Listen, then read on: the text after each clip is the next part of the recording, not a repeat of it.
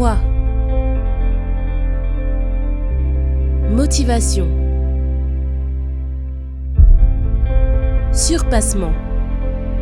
Fortifiez votre intérieur avec le moment de foi. Au chapitre 3, au verset 6 de Genèse, elle dit comme ça, la Bible dit comme ça, la femme vit que l'arbre était bon à manger et agréable à la vue, et qu'il était précieux pour ouvrir l'intelligence. Et cette intelligence, elle nous est donnée à travers le Seigneur aujourd'hui. Elle aurait obéi, ils auraient obéi à Dieu. Ils auraient été les premiers êtres vivants, intelligents.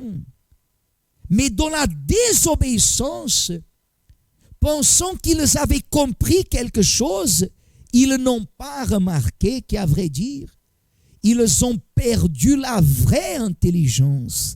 Parce que la vraie intelligence, vous savez ce que c'est une personne intelligente? Une personne intelligente est quelqu'un qui obéit à la parole de Dieu. Une personne qui désobéit est insensée. Elle est insensée. Ève, la femme, elle n'a pas été obligée. Elle n'a pas été imposée à désobéir. Elle l'a fait consciemment. Le mal ne l'a pas possédée. Le mal l'a séduit. Pourquoi? Parce qu'elle a prêté oreille. Elle a prêté l'oreille. Elle a donné de son oreille à entendre une parole qui ne venait pas de Dieu. Et lorsqu'elle a eu cette parole qui est venue attiser cette envie, elle est allée toucher. Dieu avait dit de ne pas toucher. Elle a commencé, comme on dit dans l'expression, à manger avec les yeux. Je ne sais pas comment on dit en français. Elle a commencé à manger avec les yeux. Elle a fixé son regard dans le fruit et elle a gardé les paroles que le malin avait parlé. Aujourd'hui, c'est la même chose.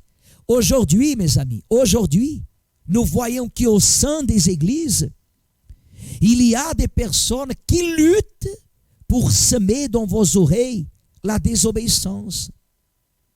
Combien de personnes, des fois, vous voyez, qui ont été à l'église, qui ont témoigné, qui ont obtenu des victoires, et que d'un moment à l'autre, elles quittent l'église et elles commencent à parler contre l'église. Mais l'objectif de cette personne, c'est de pénétrer dans vos oreilles. Que la malice entre dans vos oreilles. Que la mauvaise parole entre dans vos oreilles. Et que vous vous focalisiez dans des choses momentanées qui apparemment vont vous apporter un bonheur, vont vous apporter un bien-être. Et nous savons qu'il n'y a rien de plus merveilleux que d'être dans la présence de Dieu. Adam et Ève, ils étaient là, dans la présence de Dieu. Ils n'avaient pas ni même besoin d'avoir l'Esprit de Dieu en eux, parce qu'ils étaient là. Là était la présence de Dieu.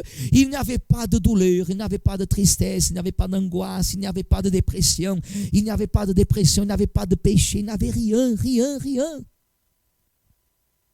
Mais dès qu'ils ont désobéi, mangé un fruit qu'ils ne devraient pas manger, ils n'ont pas prostitué, ils n'ont pas adultéré, ils n'ont pas volé, parce qu'il n'y avait pas ces choses. Mais ils ont laissé que la séduction, à travers une parole, entre dans leurs oreilles et atteigne leurs yeux et attise au-dedans d'eux un désir de se satisfaire, un désir momentané, parce que n'importe qui le sait, vous mangez un fruit et à la fin il n'y a plus de fruit, le goût va passer. Ils auraient pu réfléchir, mais non, ils ont désobéi. Pour résumer le suivant, mes amis, que quand nous vous disons que la vie sans la présence de Dieu, elle n'est rien.